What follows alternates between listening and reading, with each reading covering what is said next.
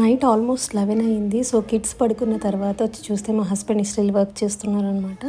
Everyday compulsory 5 minutes, at least 5 minutes అలా మనం spend చేయాలి.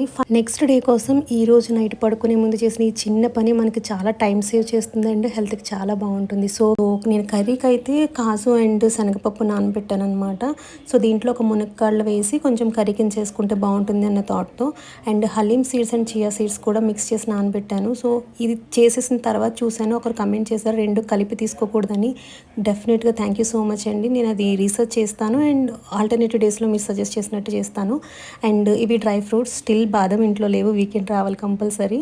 నేనైతే మిల్లెట్స్ వీక్లీ 1 టైప్ అన్నట్టు చేస్తున్నాను. జనరల్గా 2 డేస్కి ఒక్కొక్క టైప్ ఆఫ్ మిల్లెట్ అని చేంజ్ చేస్తూ ఉండాలంట, బట్ ఇట్స్ ఫైన్.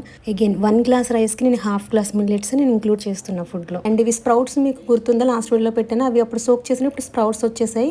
సో వీటిని నేను ఫ్రిడ్జ్లో పెట్టేస్తాను. సో మనకి నచ్చిన టైంలో కొంచెం లైట్గా ఉడికించి తీసుకుంటే చాలా బాగుంటాయి. లెమన్ మాత్రం స్క్వీజ్ చేయండి. మీ అభిప్రాయాన్ని ఖచ్చితంగా నాకు కమెంట్ రూపంలో తెలియజేయండి. Thank you so much for watching.